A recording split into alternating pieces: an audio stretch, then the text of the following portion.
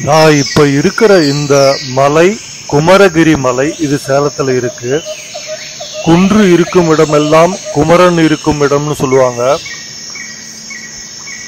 பழனிக்கு போற ஒரு பக்தர் வழியில இந்த குமரகிரி மலையில கொஞ்ச நேரம் தங்குறாரு. அப்போ நான் இங்க தண்டாயுதபாணியா இருக்கிற அப்படின்னு சொல்லிட்டு ஒரு அசிரீரி மாதிரி ஒரு குரல் அவர் காதுல கேக்குது.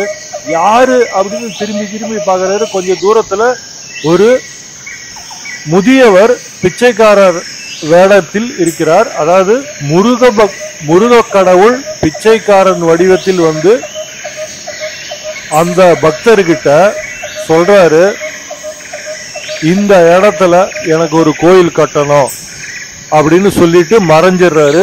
ஒரு பிச்சை பாத்திரத்தை அவர் கையில கொடுத்துட்டு இந்த மாதிரி சொல்றாரு. இந்த குமரகிரி மலை தண்டாயுதபாணி சுவாமி ஆலயம் உருவாக காரணமானவர் சுவாமி கருப்பண்ண சுவாமிகள். அவர்தான் இந்த குமரகிரி மலை கோவில் கட்டுறதுக்கு முக்கிய காரணகர்த்தாவா இருந்தார். அந்த காலத்துல இவர் மாபெரும் சிவபக்தராகவும் முருக பக்தராகவும் இருந்தாரு. ஒரு கபட வேடதாரியான ஒரு சன்னியாசி இவரை காளிக்கு பலியிட வேண்டி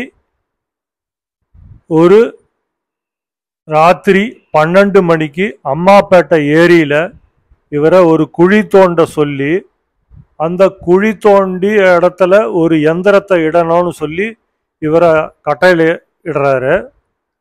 அப்ப கருப்பண்ண சுவாமிகள் அந்த எந்திரத்தை இடும்போது அந்த கபட வேடதாரியான அந்த சன்னியாசி இவரை வெட்டுறதுக்காக அரிவாளை ஓங்குறாரு.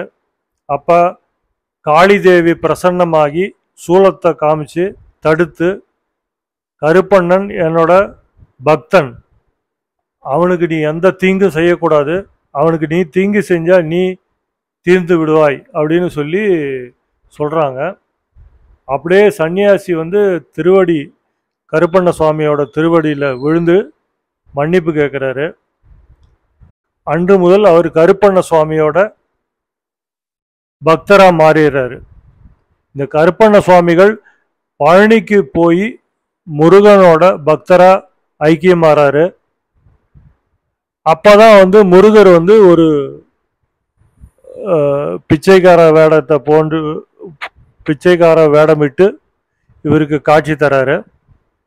அப்பதான் குமரகிரி மலையில தண்டாயுதபாணி ஆலயம் உன்னால் உருவாகும் அப்படின்னு சொல்லிட்டு ஆலயத்தை கட்டுறதுக்கு இவருக்கு ஆணையிடுறார். இவரும் சேலம் மற்றும் சுற்று வட்டாரத்தில் எல்லார்ட்டையும் இதை பற்றி விளக்கி பொருள் உதவி கேட்டு இந்த ஆலய கட்டுமான பணிகளை அவர் ஆரம்பிக்கிறார்.